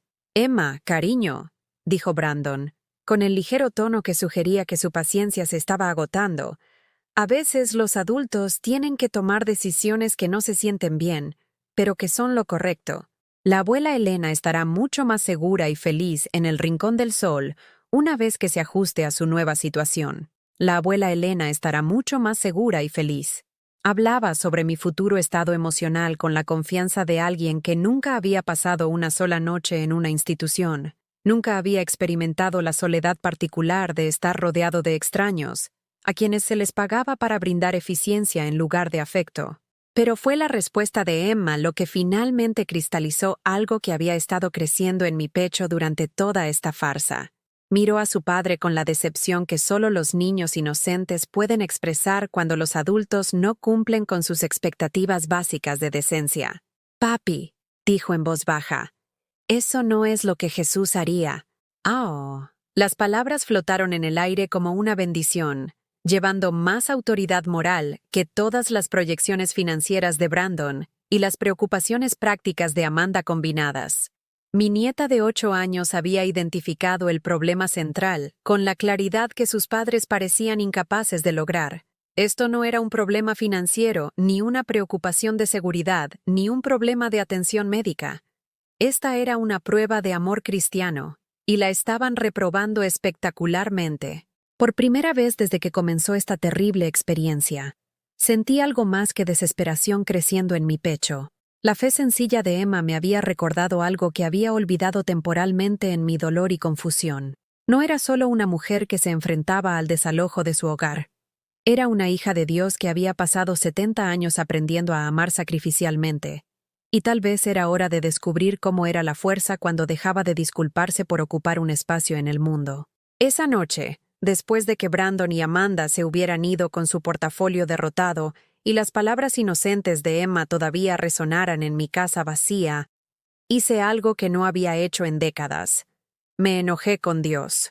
No la decepción educada y susurrada que había expresado durante la enfermedad de Javier, o la silenciosa confusión que había sentido durante meses de calculada crueldad de mi hijo. Esta era una ira justa, del tipo que Moisés debió haber sentido cuando vio el becerro de oro, del tipo que Jesús experimentó cuando volcó las mesas de los cambistas en el templo. Me arrodillé junto a mi cama, aferrándome a mi rosario con tanta fuerza que las cuentas dejaron huellas en mis palmas, y le hablé a Dios con una franqueza que me sorprendió. «Señor, he sido fiel, he sido paciente, he puesto la otra mejilla hasta que me duele el cuello por el esfuerzo, pero no puedo. No voy a permitir que me reduzcan a un problema que requiere su solución». Las palabras brotaron como agua que rompe una presa, llevando consigo 70 años de silencio y sumisión acumulados. Me diste una mente, Señor. Me diste un corazón capaz de amar y un espíritu que se niega a ser quebrantado por sus cálculos. Emma ve lo que ellos no pueden, que esto no se trata de dinero, seguridad o conveniencia. Se trata de si el amor significa algo más que la eliminación eficiente de personas inconvenientes. Por primera vez en meses, el silencio que siguió a mi oración se sintió diferente, no vacío ni acusador, sino preñado de posibilidades, como si Dios finalmente dijera: ahora estás lista para escuchar lo que he estado tratando de decirte. Dormí mejor esa noche que desde la muerte de Javier, y cuando desperté el domingo por la mañana, algo fundamental había cambiado en mi comprensión de mi situación. No era una víctima de circunstancias fuera de mi control. Era una mujer con opciones, y era hora de empezar a tomarlas intencionadamente, en lugar de simplemente soportar lo que mi familia decidía que era lo mejor para mí. En la misa de esa mañana, el padre Miguel habló sobre la parábola de los talentos. Los sirvientes que invirtieron lo que se les había dado contra el que enterró su don en el suelo por miedo. Sus palabras parecieron dirigidas personalmente, como si Dios estuviera usando a este gentil sacerdote para recordarme que la supervivencia no era lo mismo que la mayordomía fiel de la vida que me había sido dada. Estamos llamados no solo a preservar lo que hemos recibido, dijo el padre Miguel, con la voz que transmitía la autoridad de alguien que había sido testigo tanto de gran fe como de gran fracaso, sino a multiplicarlo, a usarlo audazmente al servicio del reino de Dios, incluso cuando el mundo nos dice que somos demasiado viejos, demasiado pobres, demasiado impotentes para marcar la diferencia. Después del servicio, me quedé en mi banco más tiempo de lo habitual, dejando que los demás feligreses salieran mientras yo me sentaba en presencia del Cristo crucificado que colgaba sobre el altar. El corpus estaba tallado en madera oscura, su superficie desgastada por décadas de mirada fiel, y me encontré estudiando el rostro de alguien a quien también las autoridades de su época habían descartado, a quien también le habían dicho que era inconveniente y peligroso para el orden establecido. Jesús, susurré. Muéstrame cómo ser fiel sin ser tonta. Muéstrame cómo amar sin permitir la crueldad. Muéstrame cómo honrar a mi hijo sin permitir que me deshonre. La oración se sintió diferente a mis súplicas habituales, menos suplicante, más de colaboración, como si finalmente estuviera lista para colaborar con Dios en lugar de simplemente esperar una ayuda divina que quizás nunca llegara. El lunes por la mañana, hice algo que habría sido impensable solo unos días antes. Llamé a Brandon y le dije que necesitaba hablar con él a solas, sin Amanda, sin portafolios, sin soluciones predeterminadas a los problemas que había decidido que yo representaba. Tengo algo importante que discutir, dije, con la voz más firme de lo que había sido en meses. ¿Puedes venir esta noche después del trabajo? Solo tú. La solicitud pareció sorprenderlo. Quizás porque era la primera vez en nuestras interacciones recientes que yo iniciaba el contacto en lugar de simplemente responder a su gestión de mi crisis. ¿Está todo bien, mamá? ¿Te sientes mal? ¿Necesitas que te lleve al médico? Su suposición inmediata de que debía estar experimentando algún tipo de emergencia reveló lo exhaustivamente que me había categorizado como alguien incapaz de pensar o actuar de forma independiente. La mujer que lo había criado, que había gestionado situaciones médicas complejas, crisis domésticas y desafíos financieros durante décadas, se había convertido en su mente en alguien que solo llamaba cuando necesitaba ser rescatada. Estoy bien, dije con firmeza. Solo necesito hablar contigo sobre algunas decisiones que he tomado. Decisiones que he tomado. La frase sonó extraña en mi boca. ¿Cuándo había dejado de ser alguien que tomaba decisiones para convertirme en alguien que las recibía? ¿Cuándo mi voz se había vuelto consultiva en lugar de autoritaria en asuntos relacionados con mi propia vida? Brandon llegó esa noche con una expresión ligeramente aprensiva, como si sospechara que podría estar planeando crear complicaciones para la resolución eficiente de mi situación de vivienda. Se sentó frente a mí en la mesa de la cocina donde le había dado de comer innumerables comidas. Le había ayudado con la tarea, había escuchado sus sueños, miedos y dramas adolescentes con la atenta paciencia que las madres brindan cuando creen que las preocupaciones de sus hijos importan. Brandon, comencé, juntando las manos sobre la mesa entre nosotros. Necesito que entiendas algo, que creo que no has captado durante todas estas conversaciones sobre mi futuro. Se inclinó un poco hacia adelante, su expresión cambiando a la preocupación condescendiente que había llegado a reconocer. La mirada que los adultos les dan a los niños que están a punto de decir algo, que ya han decidido, que es irrazonable. No soy un problema que requiera tu solución, continué, mi voz ganando fuerza con cada palabra. Soy tu madre, una mujer que ha vivido 7 décadas con inteligencia y gracia, que gestionó el cuidado de tu padre durante 10 años de enfermedad, que te crió para que fueras el hombre capaz que eres hoy. Merezco algo mejor que ser tratada como un activo inconveniente que requiere liquidación. La boca de Brandon se abrió como para interrumpir, pero levanté la mano con la autoridad de alguien que había pasado años deteniendo interrupciones en el aula y resolviendo disputas domésticas. No he terminado, dije en voz baja. He escuchado tus preocupaciones sobre las finanzas, la seguridad y la practicidad. Ahora vas a escuchar las mías sobre la dignidad, la autonomía y el derecho a determinar mi propio futuro. Algo en mi tono debió haberlo convencido de que esta conversación era diferente a nuestras discusiones anteriores, porque se acomodó en su silla con la atenta cautela de alguien que de repente se había dado cuenta de que podría haber calculado mal la situación. No me voy a mudar a El Rincón del Sol ni a ningún otro centro que hayan investigado en mi nombre, anuncié. No voy a vender esta casa para financiar su versión de mi jubilación adecuada. No voy a ser gestionada como una cartera de acciones en declive que necesita ser convertida en inversiones más fiables. Las palabras quedaron suspendidas entre nosotros como una declaración de independencia, y vi a Brandon procesar esta inesperada resistencia a su cuidadosa planificación. Su rostro pasó por la sorpresa, la confusión, y lo que parecía irritación porque su madre estaba complicando su intento de resolver su vida. «Mamá, eso no es realista», dijo finalmente, con la exasperación de alguien que pensaba que este asunto estaba resuelto. «Hemos visto los números. No puedes permitirte mantener esta casa con la pensión del bienestar. Vas a terminar perdiéndolo todo si no tomas algunas decisiones difíciles ahora». «Tienes razón», dije, sorprendiéndolo con mi acuerdo. «No puedo permitirme mantener esta casa con mis ingresos actuales. Pero eso no significa que su solución sea la única opción disponible». Metí la mano en el cajón junto a mí y saqué una carpeta que había preparado antes, no de cuero y profesional como el portafolio de Brandon, sino que contenía información que había recopilado a través de mi propia investigación y oración y consulta con personas que me veían como algo más que un problema que requería gestión. He hablado con el padre Miguel sobre el ministerio de la Iglesia para los feligreses ancianos, dije, abriendo la carpeta para revelar folletos e información de contacto que había recopilado. Hay una organización católica que ayuda a las personas mayores a navegar por las opciones de vivienda que no requieren que renuncien a su independencia o dignidad.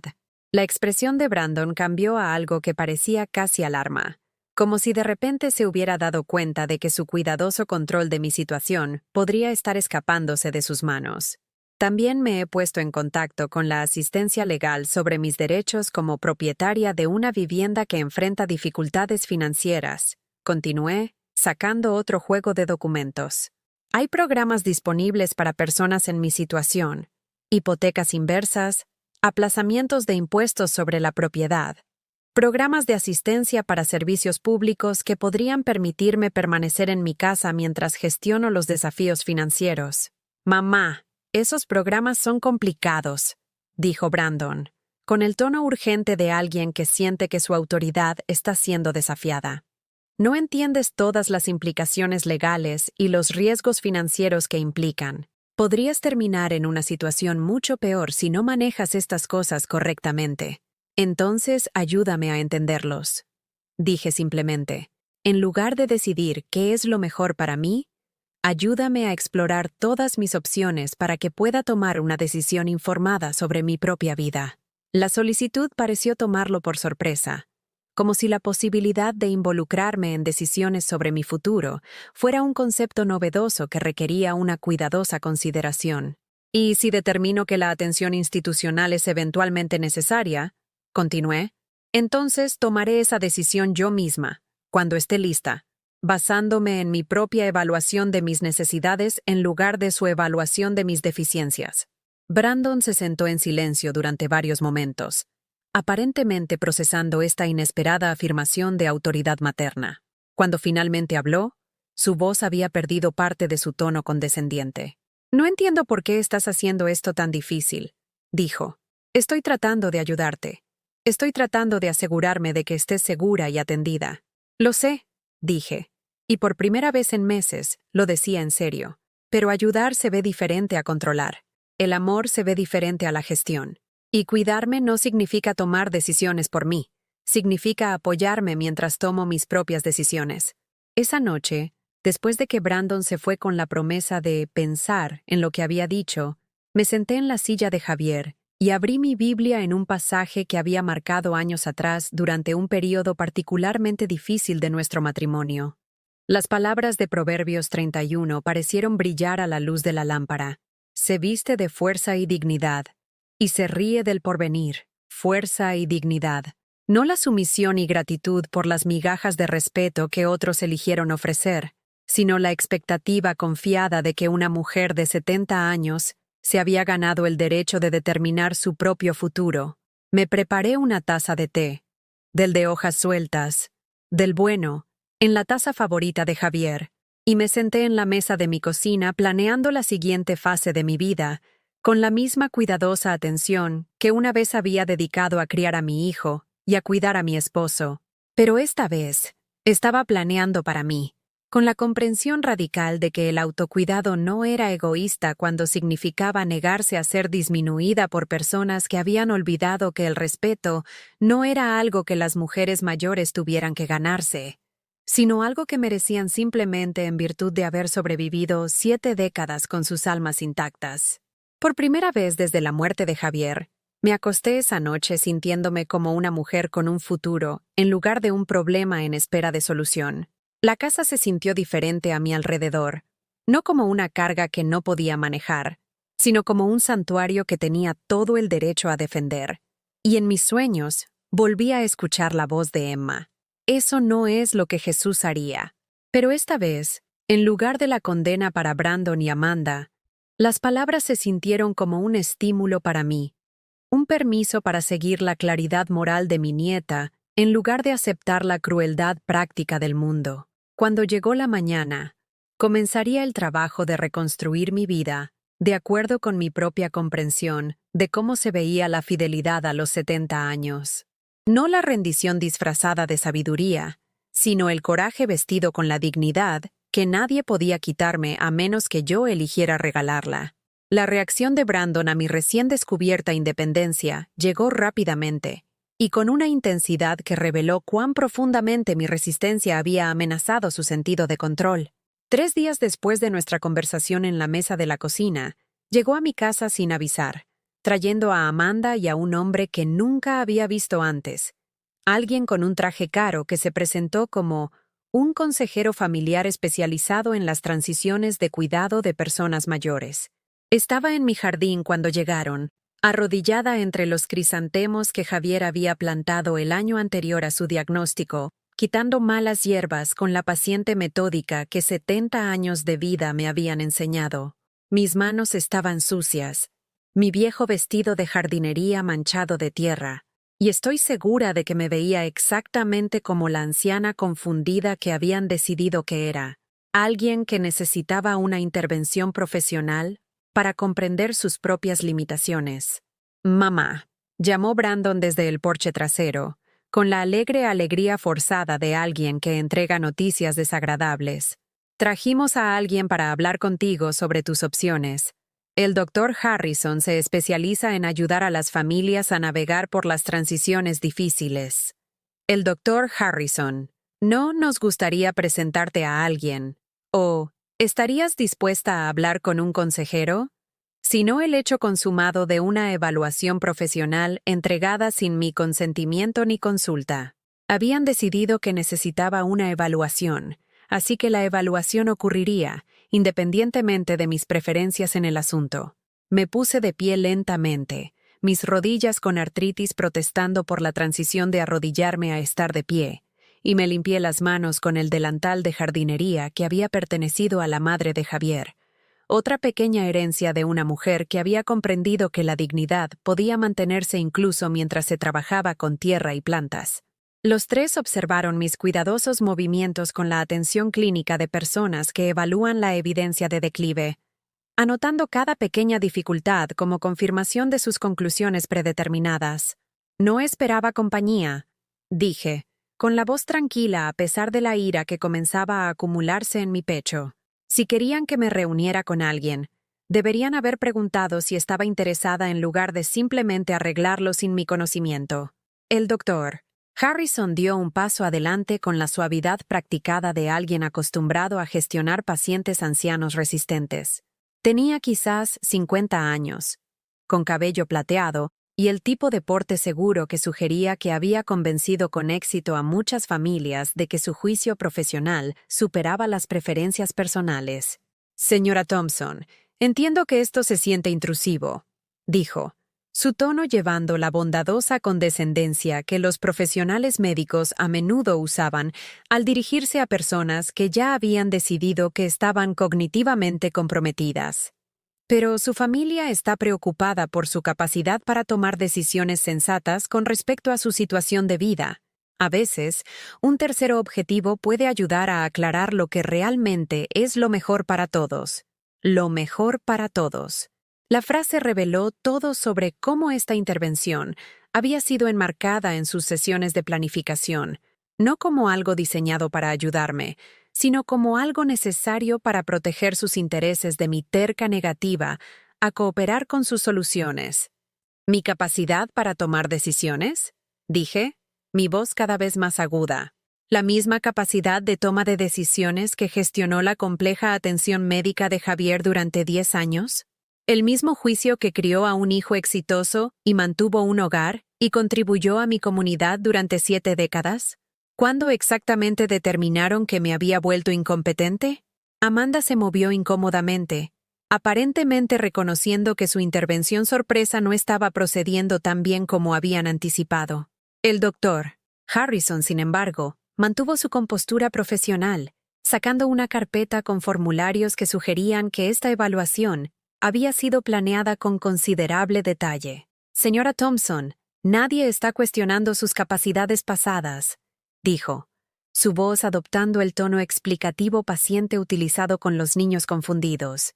Pero los cambios cognitivos relacionados con la edad pueden afectar el juicio de maneras que no siempre son evidentes para la persona que los experimenta. Su familia ha compartido algunas preocupaciones sobre decisiones recientes que sugieren que podría beneficiarse de la orientación profesional. Decisiones recientes que sugieren que podría beneficiarme de la orientación profesional. Habían patologizado mi negativa a renunciar a mi autonomía, transformado mi resistencia a su gestión en evidencia de deterioro mental que requería intervención experta. ¿Qué decisiones recientes? Pregunté, mirando directamente a Brandon. ¿La decisión de investigar mis propias opciones de vivienda? ¿La decisión de consultar con profesionales legales sobre mis derechos? ¿La decisión de insistir en ser incluida en las conversaciones sobre mi propio futuro? Brandon evitó mis ojos, aparentemente incómodo por tener sus preocupaciones articuladas tan directamente. Cuando finalmente habló, su voz transmitía el tono defensivo de alguien que había sido sorprendido tergiversando una situación. «Mamá, estás siendo poco realista sobre tu situación financiera», dijo. «Te estás negando a aceptar consejos profesionales sobre las mejores formas de manejar tu crisis de vivienda. Ese tipo de pensamiento rígido puede ser un signo de cambios que podrías no reconocer tú misma. Cambios que podrías no reconocer tú misma». El lenguaje clínico de la capacidad disminuida, la sugerencia de que mi insistencia en la autodeterminación era en realidad evidencia de deterioro cognitivo que requería su intervención. El doctor Harrison asintió con aprobación, aparentemente complacido con la presentación de la situación de Brandon. La negación y la resistencia a los cambios necesarios son muy comunes en las primeras etapas del deterioro cognitivo, dijo, tomando notas en su carpeta como si mi destino estuviera siendo documentado en tiempo real. Los miembros de la familia a menudo notan estos patrones antes que el individuo. ¿Jesús perdonaría esto también? Pregunté en voz baja. La pregunta surgió de un lugar profundo en mi pecho donde mi fe se cruzaba con mi indignación. ¿Debería perdonar esta manipulación disfrazada de preocupación? La referencia religiosa pareció tomar a los tres por sorpresa, como si no hubieran esperado que su intervención encontrara resistencia espiritual. La compostura profesional del Dr. Harrison vaciló ligeramente, aparentemente desacostumbrado a que su autoridad clínica fuera desafiada por llamamientos al juicio divino. Señora Thompson, entiendo que la fe es importante para usted, dijo con cuidado, pero a veces el pensamiento religioso puede impedir que las personas acepten las realidades prácticas. Necesitamos centrarnos en los pasos concretos que garantizarán su seguridad y bienestar. Pensamiento religioso, que impide que las personas acepten las realidades prácticas.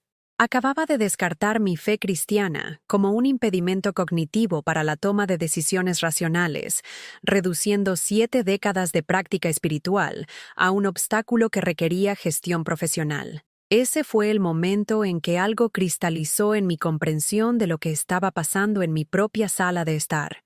Esta no era una intervención diseñada para ayudarme. Era una emboscada destinada a romper mi resistencia a través de la intimidación profesional y la presión familiar. «Quiero que se vayan todos», dije, con la voz que transmitía la tranquila autoridad de alguien que había alcanzado el límite absoluto de su tolerancia a la falta de respeto. Ahora. El Dr. Harrison pareció genuinamente sorprendido, aparentemente desacostumbrado a que sus servicios fueran rechazados tan directamente. Señora Thompson, creo que si me da unos minutos para explicar el proceso de evaluación. No, dije, erguida a pesar de la protesta de mi columna vertebral de 70 años. No consentí a esta evaluación. No solicité su opinión profesional. No lo invité a mi casa para evaluar mi competencia mental. ¿Se van ahora o llamo a la policía para denunciar una invasión? Brandon dio un paso adelante, su rostro enrojecido por la vergüenza y la ira. Mamá, estás siendo completamente irracional. El Dr. Harrison condujo hasta aquí para ayudarte a comprender mejor tu situación. Lo mínimo que puedes hacer es escuchar lo que tiene que decir. Entiendo perfectamente mi situación, dije, mi voz haciéndose más fuerte con cada palabra. Entiendo que mi hijo está tan incómodo con mi negativa a ser gestionada por él que ha traído a un extraño a mi casa para declararme mentalmente incompetente. Entiendo que has decidido que mi autonomía es menos importante que tu conveniencia. Entiendo que estás tratando de usar la autoridad profesional para intimidarme y obligarme a obedecer. La exactitud de mi evaluación pareció sorprenderlos con un silencio momentáneo. El Dr. Harrison se recuperó primero, aparentemente reconociendo que su intervención no había logrado su propósito previsto. Señora Thompson, puedo ver que se siente abrumada, dijo, su voz cambiando al tono suave que se utiliza con los pacientes agitados. Quizás deberíamos programar esta conversación para otro momento en que se sienta más receptiva a la orientación profesional. No habrá ningún otro momento, dije con firmeza. No habrá conversaciones programadas sobre mi competencia mental con profesionales que no elegí y que no quiero ver. Si mi familia no puede tratarme con el respeto debido a una mujer que ha vivido fielmente durante 70 años, entonces tal vez necesiten examinar su propio juicio en lugar de cuestionar el mío. Amanda habló por primera vez desde que comenzó la confrontación, con la voz tensa por la frustración. Elena, estás haciendo esto mucho más difícil de lo que necesita ser. Estamos tratando de ayudarte a evitar una crisis. Estamos tratando de ser responsables de tus futuras necesidades de atención. Están tratando de ser responsables de sus futuras obligaciones. La corregí. Están tratando de gestionarme como una responsabilidad que requiere una eliminación eficiente en lugar de una persona que merece amor y respeto. La palabra amor pareció golpear a Brandon como un golpe físico. Por un momento, su compostura profesional se agrietó y vi algo que se parecía al niño que había criado, confundido, herido y quizás comenzando a comprender la magnitud de lo que había perdido en su búsqueda de soluciones eficientes. Mamá, sí te amo, dijo con la voz entrecortada. Por eso estoy tratando de asegurarme de que estés segura y atendida. El amor no trae extraños a mi casa para evaluar mi cordura, dije en voz baja. El amor no patologiza mi deseo de seguir siendo independiente. El amor no me trata como un problema que requiere intervención profesional. Caminé hacia la puerta principal y la abrí de par en par, el aire otoñal entrando en mi sala de estar como una bocanada de aire fresco. El amor respeta mi dignidad incluso cuando es inconveniente. El amor confía en mi juicio incluso cuando entra en conflicto con sus preferencias. El amor apoya mis decisiones incluso cuando complican sus planes. El doctor. Harrison recogió su carpeta y sus formularios con la eficiencia de alguien acostumbrado a intervenciones fallidas. Al pasar por la puerta, hizo una pausa y habló lo suficientemente bajo como para que Brandon y Amanda no pudieran oírlo. Por lo que vale, señora Thompson, parece perfectamente competente para tomar sus propias decisiones. Su familia podría beneficiarse de un asesoramiento sobre cómo aceptar sus roles cambiantes en su vida. El comentario me sorprendió con su honestidad, y me encontré asintiendo en reconocimiento a su evaluación profesional, la primera que realmente se había ofrecido en mi interés en lugar de al servicio de la ansiedad de mi familia. Después de que se fueron, me paré en mi sala de estar vacía y sentí algo que no había experimentado en meses: completa paz. No la calma falsa de la rendición o el alivio temporal del conflicto retrasado, sino la profunda satisfacción de alguien que había defendido su propia dignidad contra la abrumadora presión de capitular. Me preparé una taza de té y me senté en la silla de Javier, abriendo mi Biblia en el pasaje que me había sostenido durante su enfermedad y mi posterior dolor. El Señor es mi pastor, nada me falta. En verdes praderas me hace reposar, junto a aguas tranquilas me conduce. Restaura mi alma, restaura mi alma. No a través de la aceptación pasiva del maltrato disfrazado de cuidado, sino a través del coraje de insistir en que mi vida tenía valor más allá de mi utilidad para los demás, que mis decisiones importaban más allá de su conveniencia para mi familia. Esa noche, hice algo que no había hecho desde la muerte de Javier. Llamé a mi vecina, la señora Patterson, y la invité a tomar un café. No porque necesitara ayuda, rescate o intervención profesional, sino porque quería compañía, la simple conexión humana que proviene de elegir compartir tiempo con alguien que te ve como digno de amistad en lugar de gestión. Elena, querida, dijo cuando llegó con galletas caseras y una calidez genuina. Te oyes diferente, más fuerte de alguna manera. Me siento diferente, admití, sirviendo café en las mejores tazas de porcelana de Javier. Me siento como yo misma de nuevo por primera vez en meses. Hablamos hasta mucho después de la puesta de sol, compartiendo historias sobre nuestros difuntos esposos, nuestras complicadas relaciones con nuestros hijos adultos, nuestros miedos sobre el envejecimiento en un mundo que parecía tener poca paciencia con las mujeres mayores que se negaban a volverse invisibles. Cuando se fue, la señora Patterson me abrazó con el afecto feroz de alguien que reconocía un espíritu afín. No dejes que te desgasten, susurró. No dejes que te convenzan de que querer dignidad es lo mismo que ser difícil. Esa noche, oré con gratitud en lugar de desesperación, agradeciendo a Dios por la fuerza para defender la vida que me había dado contra las personas que habían olvidado que el amor se parecía al respeto, no a la gestión. Por primera vez desde que comenzó esta terrible experiencia, me sentí lista para lo que viniera a continuación, no porque estuviera segura del resultado, sino porque finalmente estaba segura de mi propio valor. La mañana después de que recuperé mi dignidad, se sintió como el domingo de resurrección, no porque todo hubiera sido mágicamente restaurado, sino porque algo muerto dentro de mí había resucitado a una nueva vida. Me desperté antes del amanecer sin el peso de la ansiedad que había sido mi despertador durante meses, y por primera vez desde la muerte de Javier, me sentí genuinamente curiosa por lo que el día podría traer. Preparé café en la taza favorita de Javier, no por nostalgia desesperada, sino como un suave reconocimiento del amor que continuaba más allá de la presencia física. Luego hice algo que no había hecho en años. Abrí todas las cortinas de mi casa, dejando que la luz de la mañana de noviembre entrara a raudales por las superficies que me había acostumbrado a mantener a la sombra protectora. El teléfono sonó a las 8 en punto. Brandon, sin duda llamando para continuar la discusión de ayer con cualquier estrategia que él y Amanda hubieran ideado durante su noche de control de daños. Dejé que sonara 4 veces antes de contestar. Una pequeña afirmación de control que se sintió sorprendentemente empoderadora. «Mamá». Su voz transmitía la tensa paciencia de alguien que había dedicado un tiempo considerable a diseñar su enfoque. Creo que comenzamos con el pie equivocado ayer. Amanda y yo estuvimos hablando y nos dimos cuenta de que tal vez fuimos demasiado duros con el Dr. Harrison. Demasiado duros.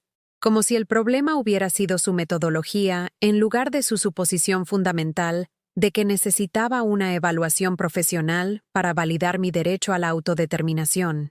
Brandon, dije, con voz tranquila pero firme, me alegro de que estés reconociendo que traer a un extraño para evaluar mi competencia mental fue inapropiado. Pero entiendo que esto no se trata de tu enfoque, sino de toda tu premisa.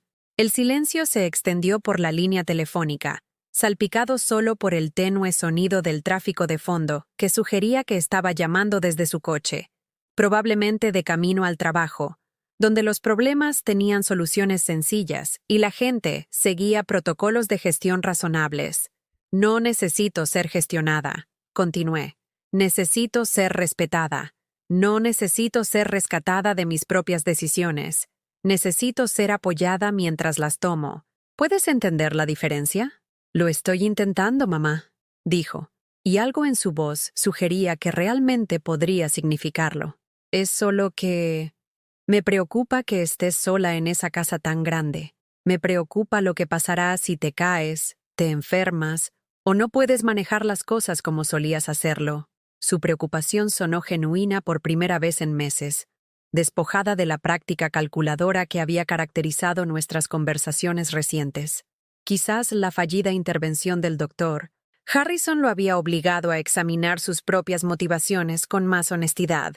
También me preocupan esas cosas, admití, pero la preocupación no te da derecho a tomar mis decisiones por mí. Te da la oportunidad de ayudarme a prepararme para las posibilidades, respetando al mismo tiempo mi autonomía. Después de colgar, hice algo que habría sido impensable solo unos días antes. Llamé al padre Miguel y le pregunté si la iglesia necesitaba voluntarios para algún programa que atendiera a los feligreses ancianos.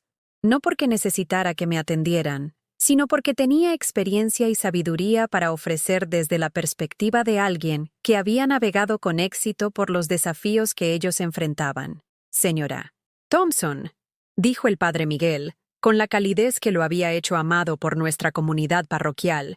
Qué maravillosa sorpresa tener noticias suyas.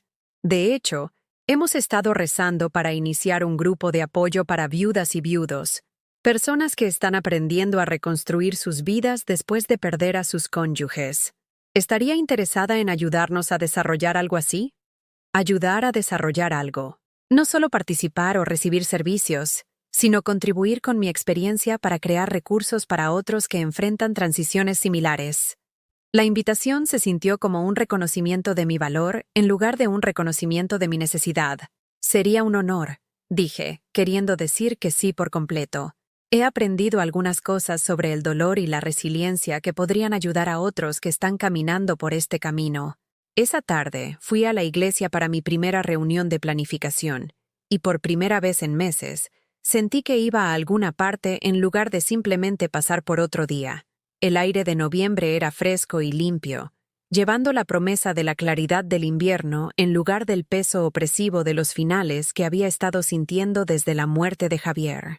La reunión incluyó al padre Miguel, a otras 2 mujeres recientemente enviudadas y a María Santos, la trabajadora social de la parroquia que coordinaba los programas de extensión con la sabiduría práctica de alguien que había visto milagros y desastres en igual medida.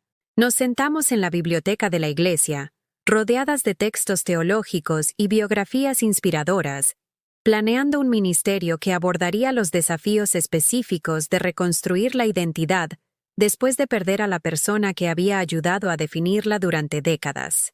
El objetivo no es superar el dolor, explicó María mientras discutíamos posibles temas de grupo, sino aprender a llevarlo con gracia mientras descubres quién eres, más allá del papel de cuidadora y compañera. ¿Quién eres más allá del papel de cuidadora y compañera? La frase resonó con algo profundo en mi pecho, sugiriendo posibilidades que no había considerado durante meses de ser reducida a mis limitaciones, en lugar de ser reconocida por mi potencial restante. Me gustaría dirigir una sesión sobre planificación financiera para personas mayores, dije, sorprendiéndome a mí misma con la oferta. No porque sea una experta, sino porque he aprendido qué preguntas hacer y qué recursos están disponibles para las personas que se encuentran en situaciones difíciles. Las otras mujeres asintieron con entusiasmo, aparentemente reconociendo el valor de la sabiduría práctica compartida por alguien que realmente había navegado por la compleja burocracia del seguro social, el seguro popular y los servicios de asistencia legal, en lugar de alguien que simplemente los había estudiado académicamente. Durante las semanas siguientes, me dediqué a desarrollar nuestro ministerio de apoyo a las viudas con la energía que una vez había dedicado a criar a Brandon y a cuidar a Javier. Pero esta vez, la energía provenía de una fuente diferente, no del amor desesperado que intentaba ganarse el reconocimiento, sino del servicio intencionado que fluía de mi propio sentido de valía y llamado. Investigué técnicas de asesoramiento sobre el duelo, recursos legales para mujeres mayores y programas de asistencia financiera con la atención metódica que una vez había aplicado para gestionar la atención médica de Javier. Pero en lugar de sentirme agotada por la responsabilidad, me sentí llena de energía por la oportunidad de transformar mi sufrimiento en servicio para otros que enfrentaban desafíos similares. La primera reunión de nuestro grupo reunió a 12 mujeres, de edades comprendidas entre los 55 y los 83 años, cada una con su propia historia de pérdida y confusión sobre cómo reconstruir la vida después de que la persona que había sido su relación principal desapareció. Nos reunimos en el salón parroquial de la iglesia, rodeadas de la cálida acústica de un espacio diseñado para la comunidad en lugar del ambiente clínico de los entornos terapéuticos profesionales. «Ya no sé quién soy», confesó Margarita, una mujer de mi edad cuyo esposo había muerto después de 52 años de matrimonio. «Durante medio siglo fui la esposa de Tomás. Ahora soy solo. Nadie». Sus palabras capturaron lo que cada mujer en ese círculo había experimentado.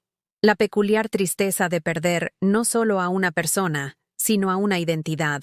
No solo una relación, sino un papel que había moldeado cada decisión y definido cada día durante décadas. «No eres nadie», dije suavemente, reconociéndome en su confusión. «Eres alguien que amó tan profundamente que tu identidad se entrelazó con el servicio a otra persona. Esa no es una debilidad que superar, sino una fortaleza que redirigir». Durante los meses siguientes, nuestro grupo se convirtió en algo más que un círculo de apoyo. Se convirtió en una comunidad de mujeres que descubrieron que sus habilidades de cuidado, su paciencia con las personalidades difíciles, su capacidad para gestionar situaciones médicas y financieras complejas, su capacidad de amor sacrificial, eran todos activos valiosos en lugar de capacidades obsoletas. Algunas de las mujeres encontraron empleos a tiempo parcial utilizando las habilidades que habían desarrollado durante décadas de gestión del hogar. Otras descubrieron oportunidades de voluntariado que utilizaban su experiencia con la burocracia médica y la gestión de crisis familiares. Varias encontraron el coraje de establecer límites con hijos adultos que habían comenzado a tratarlas como problemas que requerían soluciones en lugar de personas que merecían respeto. Me encontré convirtiéndome en algo que nunca había imaginado. Una mentora para mujeres que necesitaban escuchar a alguien que había sobrevivido a la transición de ser un miembro útil de la familia a un individuo autónomo sin perder su fe ni su sentido de propósito. «Señora Thompson», dijo Elena, una mujer recientemente enviudada cuyos hijos vivían al otro lado del país y rara vez llamaban. «¿Cómo evita amargarse? ¿Cómo sigue creyendo que Dios se preocupa por las mujeres mayores cuando el mundo parece tan dispuesto a desecharnos?» La pregunta tocó el corazón de todo con lo que había estado luchando desde la muerte de Javier. ¿Cómo sobrevivía la fe cuando las oraciones parecían no ser respondidas? ¿Cómo persistía la confianza en el amor de Dios cuando el amor humano demostraba ser tan condicional y calculador? Creo, dije lentamente, que Dios no nos ve como mujeres mayores. Dios nos ve como sus hijas que, casualmente, han vivido lo suficiente como para acumular una sabiduría que vale la pena compartir. Nuestra edad no es una limitación, es un logro. Nuestra experiencia no está desactualizada, es insustituible. Las palabras me sorprendieron incluso cuando las pronuncié, revelando una comprensión que no había desarrollado conscientemente, pero que aparentemente había estado creciendo durante meses de lucha, oración y un despertar gradual a mi propio valor. Una noche de nieve en diciembre, mientras me preparaba para acostarme después de otra exitosa reunión de grupo, mi teléfono sonó con una llamada inesperada. La voz de Emma llegó por el altavoz, aparentemente llamando desde el dormitorio de sus padres mientras ellos estaban abajo. «Abuela Elena», susurró, «te echo de menos. Mamá y papá están tristes todo el tiempo ahora, y siguen hablando de cómo cometieron errores. ¿Vendrás a mi obra de Navidad en la escuela?» La invitación me llegó como la gracia, inesperada, inmerecida y absolutamente preciosa.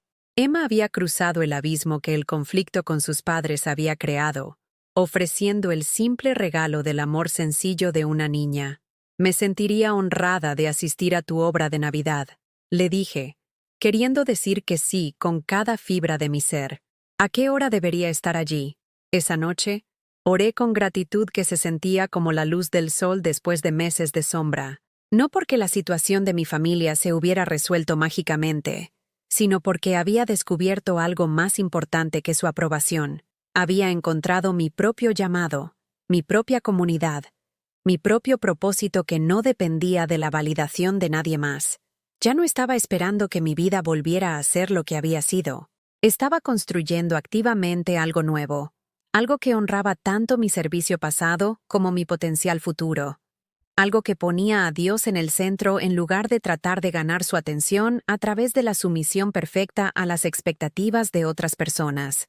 Por primera vez desde la muerte de Javier, me dormí emocionada por el mañana, no porque supiera lo que traería, sino porque finalmente confiaba en mi propia capacidad para manejar lo que viniera con gracia, sabiduría y el tipo de fe que crea en lugar de simplemente soportar. La mujer que había sido objeto de burlas por oler a medicina se había convertido en alguien que ofrecía curación a los demás.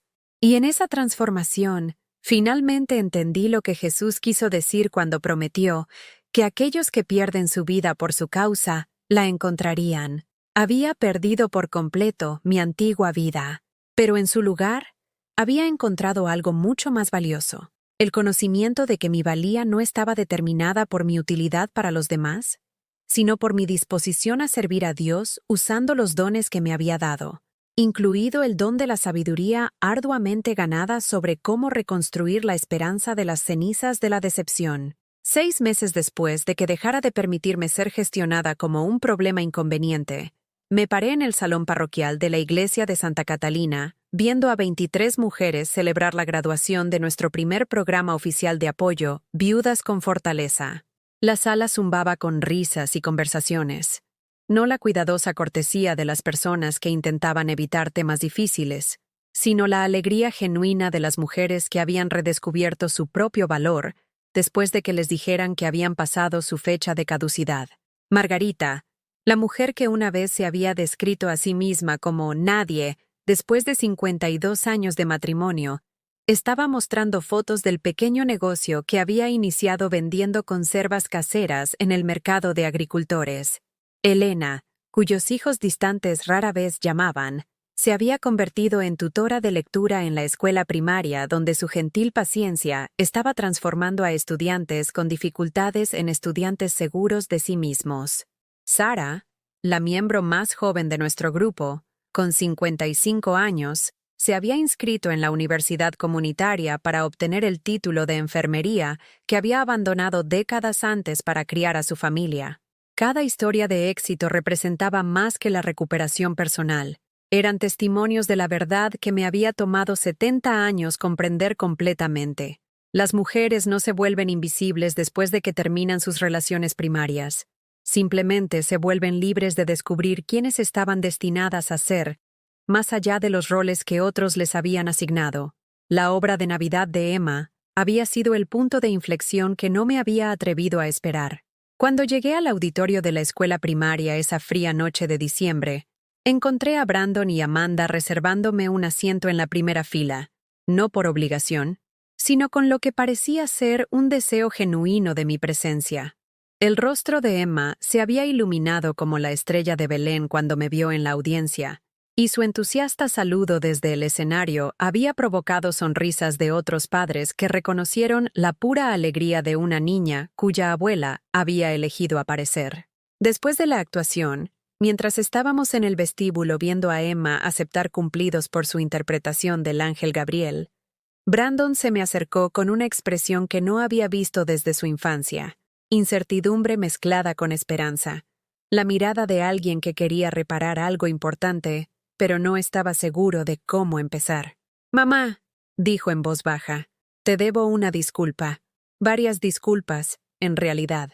Me he centrado tanto en tratar de resolver tus problemas que olvidé preguntar si realmente los considerabas problemas». La admisión me sorprendió con su honestidad, lo que sugiere que los meses de conflicto habían provocado una genuina autorreflexión en lugar de una mera recalculación estratégica de su enfoque. «Tenía miedo», continuó, con la voz apenas audible por encima de las familias que charlaban a nuestro alrededor. «Miedo a perderte como perdimos a papá. Miedo a tomar las decisiones equivocadas. Miedo a que te sucediera algo terrible. Pero ahora me doy cuenta de que tratar de protegerte de todos los riesgos posibles significaba quitarte el derecho a vivir la vida que elegiste». Amanda asintió en señal de acuerdo, con la humildad de alguien que había reconocido un error de juicio lo suficientemente significativo como para requerir un cambio genuino en lugar de una disculpa superficial. «Nos gustaría empezar de nuevo», dijo, «no gestionando tus decisiones, sino apoyando lo que decidas. ¿Puedes enseñarnos cómo hacerlo?»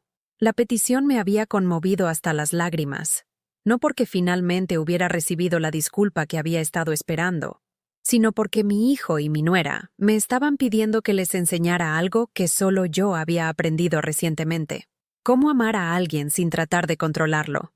Durante los meses siguientes, las relaciones familiares se transformaron lentamente de una estructura de gestión a un sistema de apoyo mutuo.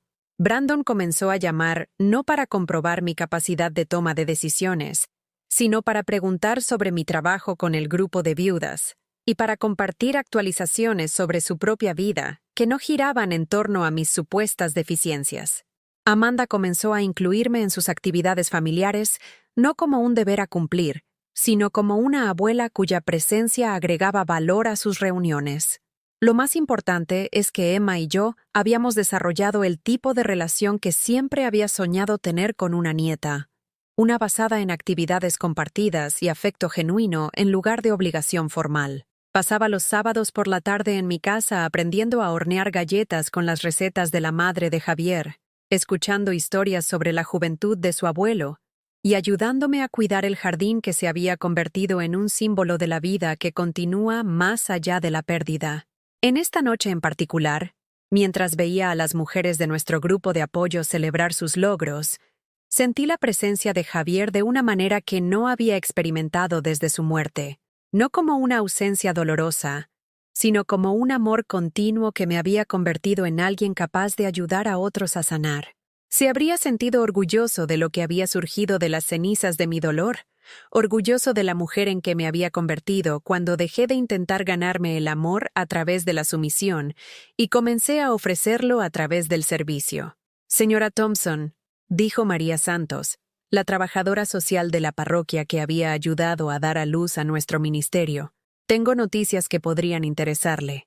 La diócesis quiere replicar nuestro programa en parroquias de todo Ohio.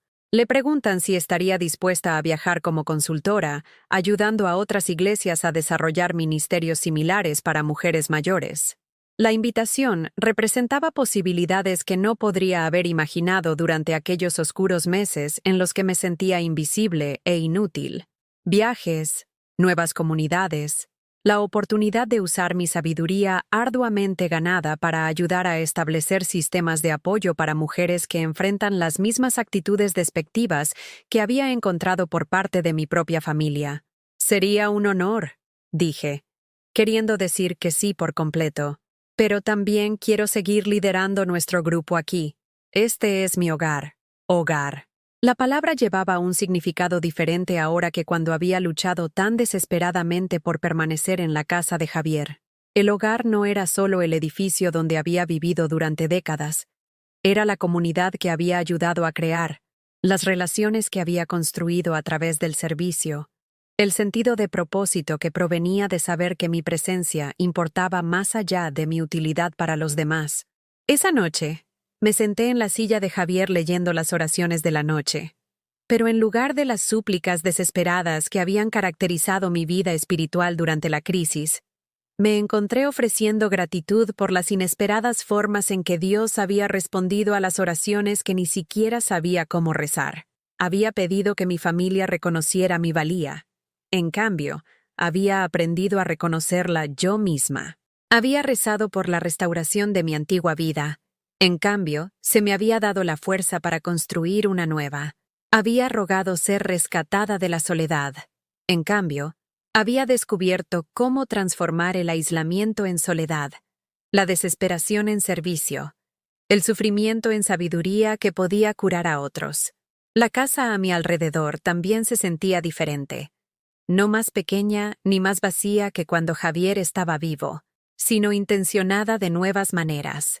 La cocina donde una vez había cocinado comidas elaboradas para una familia de 3, ahora servía como sede para preparar refrigerios sencillos para las reuniones del grupo de apoyo.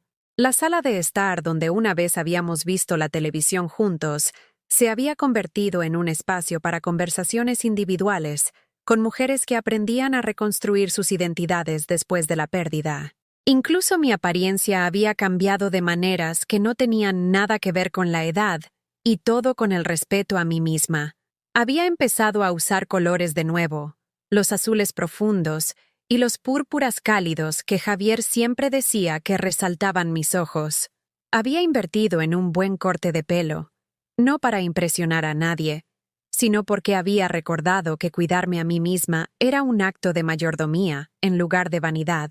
El olor a medicina que Brandon había ridiculizado tan cruelmente había sido reemplazado por los aromas de la vida, flores frescas de mi jardín, café recién hecho para invitados inesperados, los saquitos de lavanda que metía en los paquetes de atención para las mujeres de nuestro programa que estaban luchando contra la depresión o la ansiedad.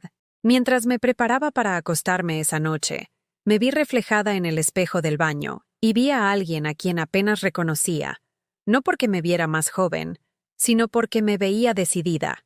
Mi rostro mostraba las líneas que 70 años de vida habían ganado, pero eran buenas líneas, líneas de risa, líneas de preocupación que hablaban de una mujer que se había preocupado profundamente por personas y causas dignas del costo de la atención. Abrí mi Biblia en un pasaje que me había sostenido durante los periodos más oscuros de este viaje. Por la noche viene el llanto, y a la mañana, la alegría. La mañana, en efecto, había llegado, no como la restauración de lo que había perdido, sino como el reconocimiento de lo que había ganado a través del proceso de perder todo lo que en realidad no me pertenecía de todos modos. De pie en la ventana de mi dormitorio, mirando el jardín donde las plantas de Javier seguían floreciendo bajo mi cuidado, susurré una oración de gratitud por el inesperado regalo de convertirme en mí misma a los 70 años, no la versión disminuida de quien había sido, sino la versión amplificada de quien siempre había estado destinada a ser. El viaje de ser una carga con olor a medicina a ser una mujer con propósito había requerido perder todo lo que creía que me definía. Pero en ese despojo, había descubierto la verdad que había estado esperando todo el tiempo. Yo era amada por Dios no por lo que hacía por los demás, sino por lo que era como su hija.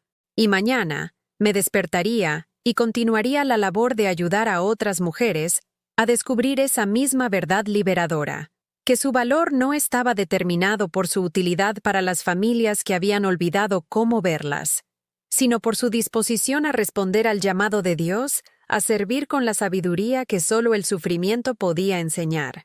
¿Alguna vez has experimentado algo así? ¿O has conocido a alguien que encontró fortaleza a través de su fe cuando la familia le falló? Por favor, comparte en los comentarios cómo la fe te ayudó a ti o a alguien que amas a encontrar la dignidad de nuevo. Si esta historia te tocó el corazón, por favor, dale a me gusta y suscríbete a este canal para que este mensaje pueda llegar a alguien que necesita escucharlo hoy.